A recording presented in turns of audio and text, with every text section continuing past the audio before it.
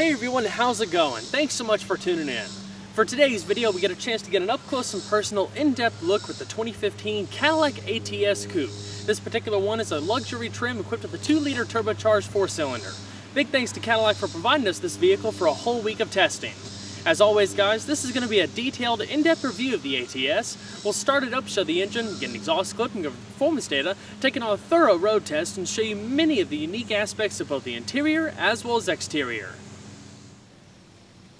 And so, without further ado, let's go ahead and start her up, let her run.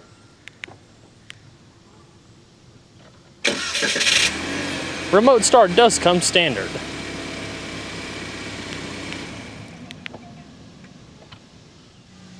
The ATS comes standard with a remote access smart key system, so by just keeping the key fob in your pocket, you can lock and unlock the vehicle via those little buttons on the driver and passenger side door handle. To lock, just go ahead and tap it once, then after waiting a second, tap it once more to unlock the driver's door, and a second time to unlock the passenger door. Our ATS Luxury Tester is finished in Phantom Gray Metallic and comes paired with a premium jet black leather interior with brushed aluminum accents across the doors and dash.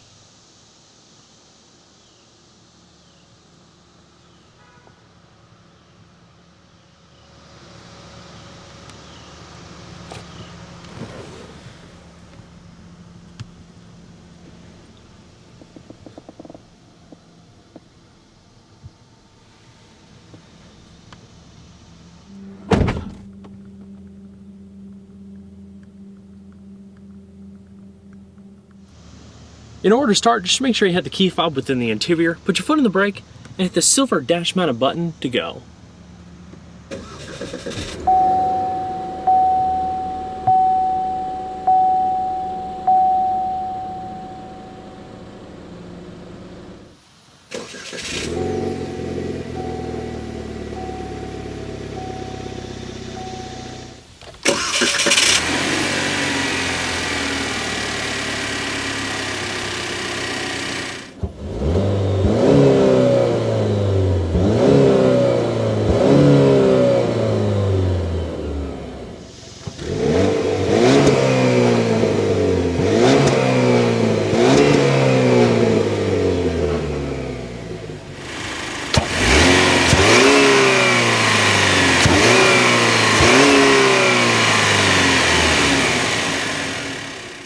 Steering is provided by a ZF rack-mounted electric power-assisted system with variable assist. It's routed through a familiar 3-spoke leather-wrapped wheel highlighted by gloss black spokes and a continuous piece of polished trim, not to mention grip bolsters at 10 and 2. While our tester pretty much has the standard specification, there is an option of a driver-adjustable sport suspension. With that, you not only gain magnetic ride control, but a tighter steering ratio, less turns to lock, and a slightly reduced turning diameter for more responsive and agile behavior. Coupe's equipped with the Turbo 4 of the option of 2 transmissions, a Trimix 6-speed manual or a Hydromatic 6L45 6-speed automatic as seen in our tester. Both gearboxes share a 3.27 final drive ratio and send power to the rear wheels through an open differential with automatic cars or a mechanical limited slip differential in manual cars. With automatic cars, you can shift it manually via the selector below or the really high quality polished magnesium paddle shifters mounted behind the upper 2 spokes. The shifter, like the steering wheel, is wrapped in high-quality hand-stitched leather, not to mention a little bit of polished trim. On our tester, a backup camera comes standard on the 8-inch Q infotainment system display with adaptive guidance lines. There's also various drive modes in the center console between Snow, Ice, Tour, and Sport. I believe Sport stiffens up the steering, makes the throttle a little bit more responsive, and it would adapt the suspension if equipped with magnetic ride control. It also holds gears a little bit longer while in automatic mode and allows for rev matching downshifts. Tour is your day-to-day driving mode. So let's go ahead and flip on the automatic HID, LED accented headlamps, and the hazards. Both windows are fully automatic. So let's go ahead and check out the exterior. Upon closing the door, the vehicle will sound the horn a few times to let you know it's lost detection of the proximity key fob.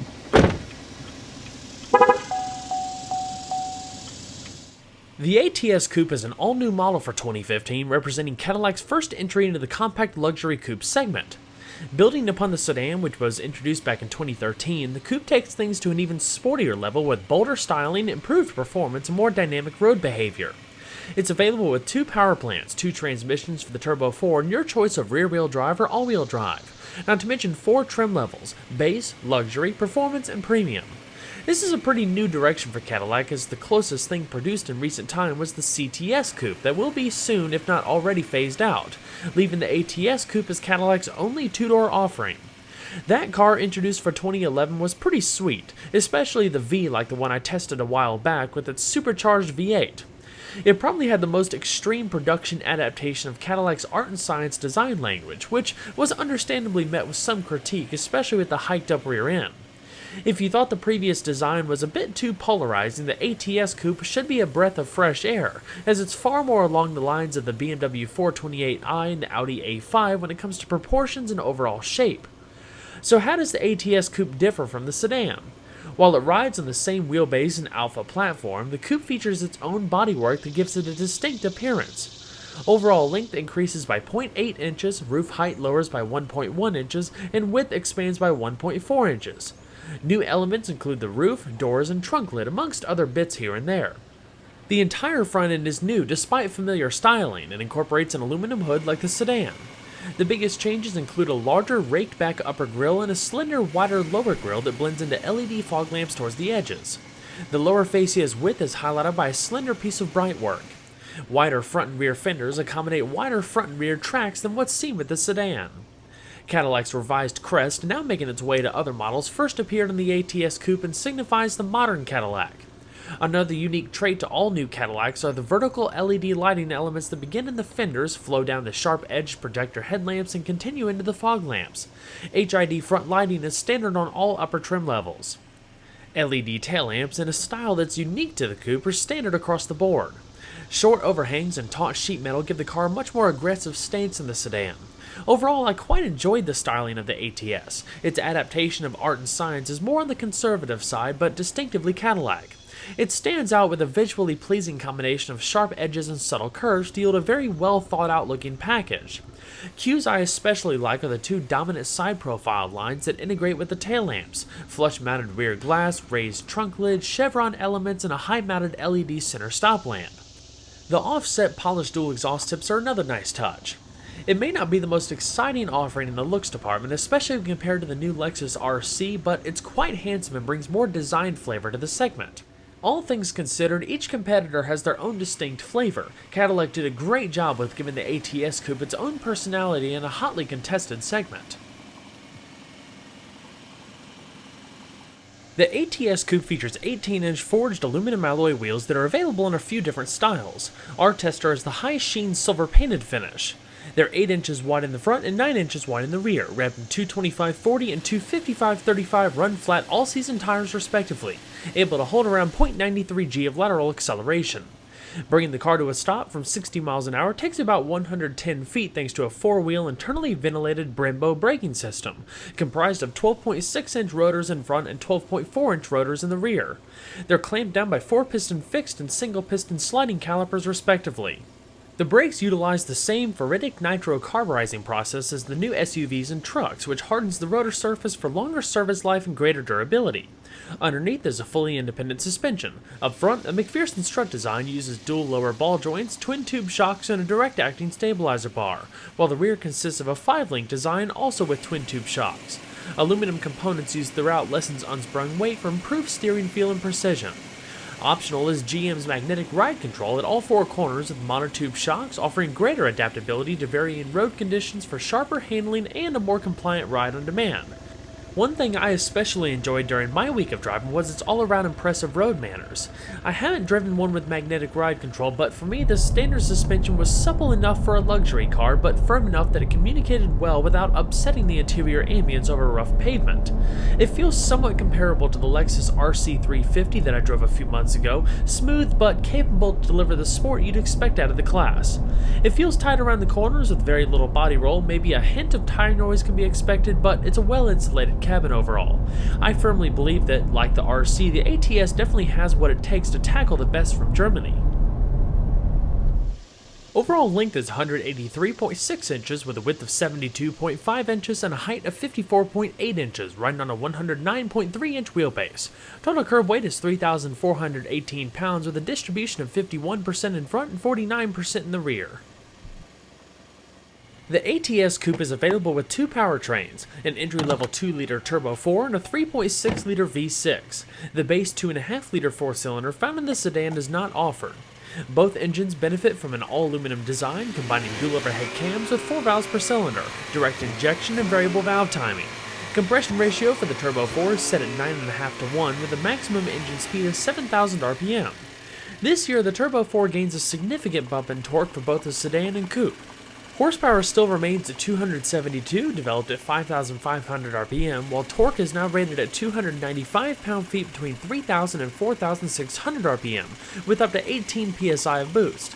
That's an increase of 35 pound-feet or nearly 14% compared to last year's offering, good for a quicker 0 to 60 time of around 5.6 seconds and a top speed of 150 miles an hour.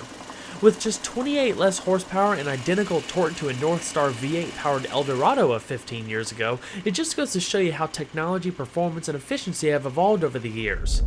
Cadillac claims the relatively lightweight 4-cylinder also gives an advantageous power-to-weight ratio when compared to the competition. The V6, on the other hand, develops 325 horsepower and 275 pound-feet of torque. Performance seems pretty close between the two engines when looking at other road tests. While the V6 makes more power, the 4-cylinder has more torque and is a lighter engine. 0 to 60 times for the V6 have been reported in the neighborhood of 5.4 seconds or so. For many buyers, the Turbo 4 should provide plenty of power as it's a pretty strong little motor. Our tester is the upgraded Bose surround sound system that enhances the car's natural soundtrack for interior entertainment on hard launches. Like the Transverse Turbo 4 and the Buick Regal GS, which is a front-wheel drive based car, I believe the best performance would be extracted through the available 6-speed manual. The automatic is good, but it feels a little dated compared to other 8-speed automatics hitting the market. An 8-speed would likely cut shift times a bit and lead to improved economy. The 6-speed is a perfectly fine gearbox though for cruising and spirited driving. There's nothing wrong with it, especially when using the paddles, but it shifts just a little slower than the 8 speeds of experience and is a little less responsive to rapid changes. Nothing that matters in daily driving, but just something you pick up on over time. The coupe carries a 16-gallon tank and recommends premium fuel for maximum performance, but it's not required. EPA estimates range between 21 miles to a gallon in the city and 30 miles to a gallon on the highway. One thing that I thought was pretty cool is that if you check out Cadillac's online configurator, like the sedan, the coupe has a pretty customizable interior, from different grades of leathers, colors, woods, carbon fiber, Alcantara, you name it. So you can tailor it a little bit more to fit your personality and creating a true personal luxury coupe. Interior quality, fit, and finish is really quite good. The majority of the surfaces are wrapped in either leather or some form of soft touch material. Across the doors you have the aluminum detailing, otherwise you can spec for various woods and even carbon fiber like I talked about a second ago. Towards the edge of the door you also have all of your power accessories including locks, windows, mirrors, 2-person memory, and a bit of storage down below. By far the best aspect of the interior are the front seats. They're extremely comfortable. The leather is nice and high grade. You have all of your power accessories across the side, including 4-way power lumbar, not to mention a manual thigh extension. But climbing in, you just kind of sink into it a lot more than I really expected out of the class. Unlike some of the competition, I felt a little bit more comfortable in the ATS just because of its extra padding. I still appreciate the extra lateral support across the bottom and top, and it's real easy to find a comfortable seating position as if you expected anything else. In addition to adjustable headrests, the seats also have pretty nice detailing, from the accent stitching to the chevron logos and even the flared upper backrest. The door sill entry guards have aluminum threshold plates, the steering wheel is manually tilting telescoping, and you have driver and passenger side knee airbags. The dash is entirely wrapped out of soft touch material with stitched accents up top and highlighted by tinted chrome, brushed aluminum, and high gloss black trim, all finished off with a sunroof. So let's go ahead and see how she sounds.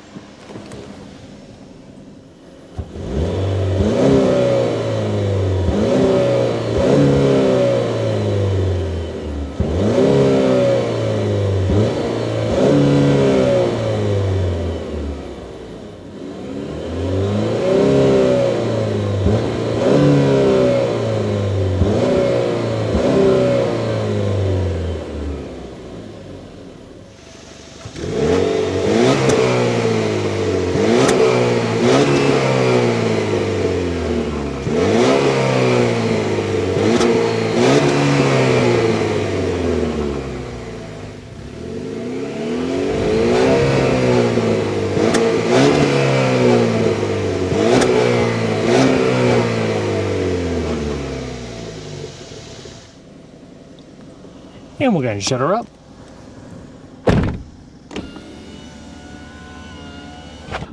Bose audio comes standard on all ATS Coupe models, available on the base and the luxury trims, equipped on our tester, and standard on the performance and premium is the 12-speaker Centerpoint surround sound system. This one also has the option of the Cadillac Cube infotainment system, which is otherwise standard on upper trim levels. If you didn't need all the navigation and added capabilities of Q, you can order a lower spec ATS without the system in just your basic radio and media modes. Many of you, I imagine, are pretty familiar with how this works already from previous videos, but it's kind of like Chevrolet MyLink and GMC IntelliLink, only this is a little bit more advanced. It uses capacitive touch instead of actually having to push into the screen, not to mention haptic feedback. The biggest downside with the capacitive touch and the high gloss sheen is that it does show a little bit more fingerprints than the other systems. It also takes a little bit more to get used to, especially with all the touch features below.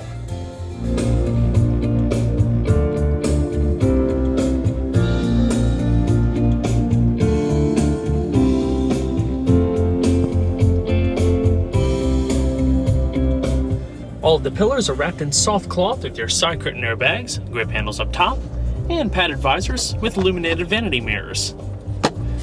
Your hands-free Bluetooth microphone is located up top.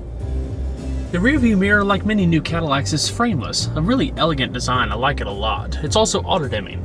The top stack houses your 3-position garage home link, controls for the fully automatic sunroof, OnStar controls, and you have an LED reading lamp for all 4 passengers, so 2 up here and 2 in the rear of the headliner.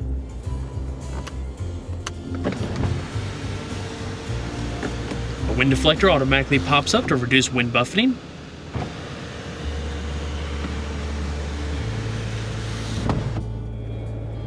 The center stack is highlighted by a combination of the stitched pad material all the way down the dash, in addition to 2 chrome runners that surround the black piano veneer. The chrome and padded material flow all the way into the center console, where you have a stitched padded leather armrest. Right beneath the infotainment system, in addition to your volume slider, you also have your dual-zone electronic automatic climate control. Now, you can control pretty much everything from this, but like I showed you just a second ago, you can also go into the Q system and hit climate, adjust your temperature, different zones, fan speed, and the like, or it's just as easy to go ahead and do it down here.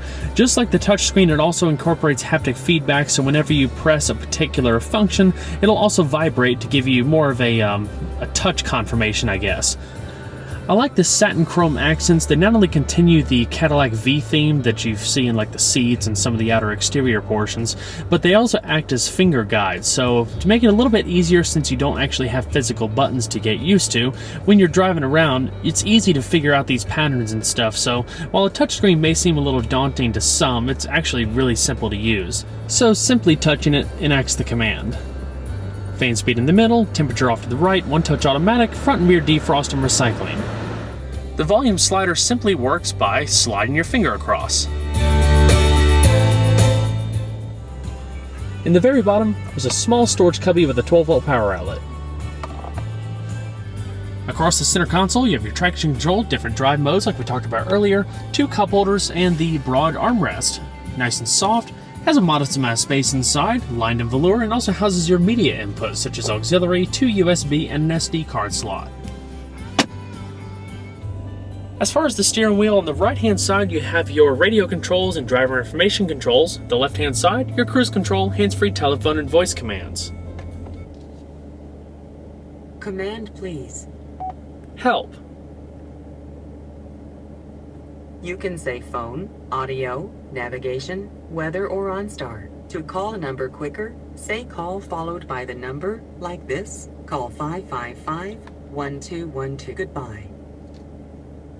This instrument cluster is pretty much shared with the entry-level Cadillac CTS for those who saw my recent review. It's pretty simple to use. Unlike some Cadillacs that have the option of that reconfigurable 12.3-inch digital display, the ATS is only available with this instrument cluster. The driver information system down below there is, of course, digital, and it's routed through this little controller here. Left, right, up, and down, just tipping it back and forth. That allows you to go between your different main menus and sub-menus. So right now we have the middle highlighted. If we tip it up and down, we can go between like navigation, media, telephone. Push down to select an option, such as settings. You can customize different things. Click it to the left to Customize that menu to display whatever you want, and over to the right, same thing.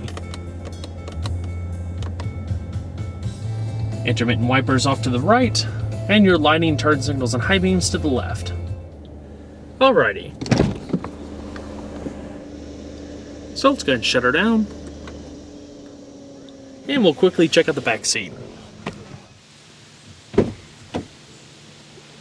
Alright, so to be able to get into the back seat, you got to pull up on these little release levers to tip the backrest forward, and then push the little back and forward button to electronically slide the seat forward, which is a pretty nice feature. One thing that I do wish is that there was some sort of catch or some way to put this seat belt out of the direct line of climbing in.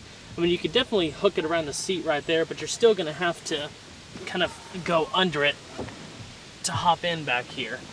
Now, I double-checked the raw specs, and overall, I mean, as you would expect, headroom is about an inch or so, give or take some, less than the sedan, but the legroom doesn't seem to have really altered that much, and I think I can definitely believe that, but the back seat is a whole lot more intimate than a sedan.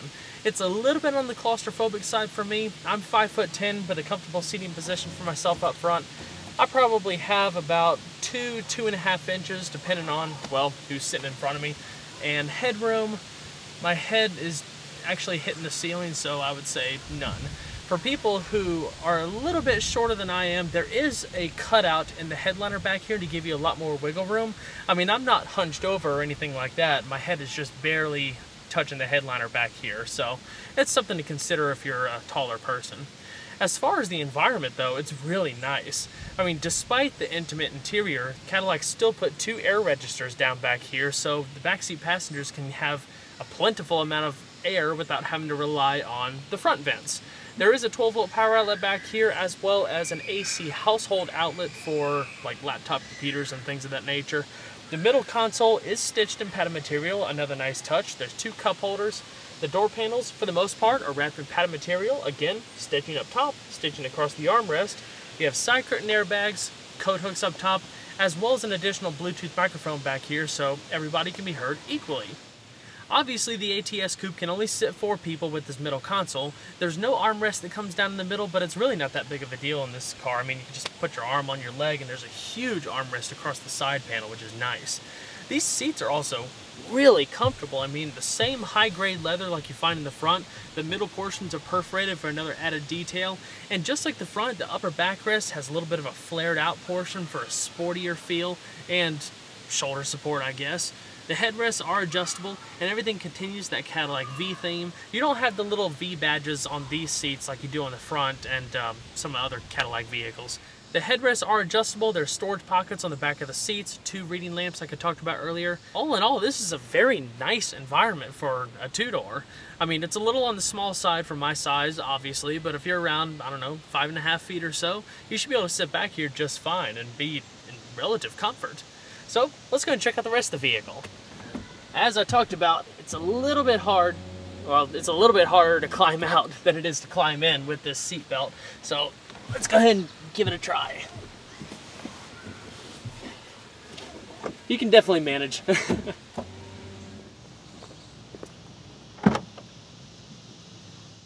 As far as cargo space, there's 10.4 cubic feet, which if you check the spec sheet is identical to what you would find in an ATS sedan. Despite it being a little bit less practical, it's still a pretty usable space, and you can fold down the back seat to gain access all the way to the front if you need to stow some larger items.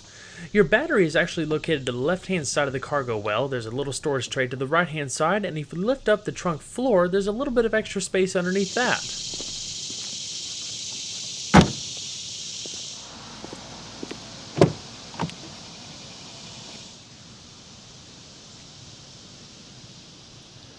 The passenger seat features the same power adjustments, including the 4-way power lumbar that you find in the driver's seat.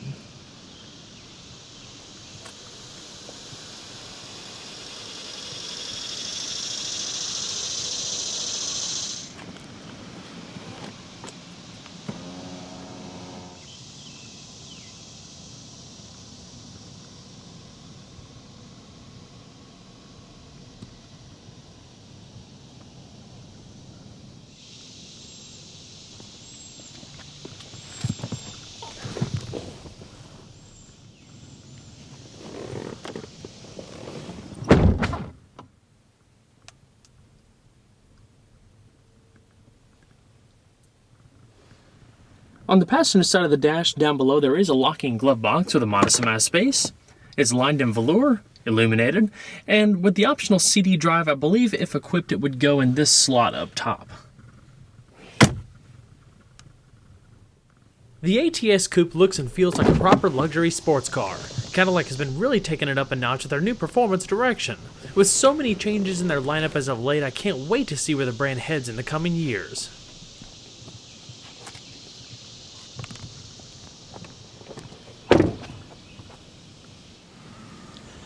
Well everyone, I hope you enjoyed the in-depth look at the 2015 Cadillac ATS Coupe.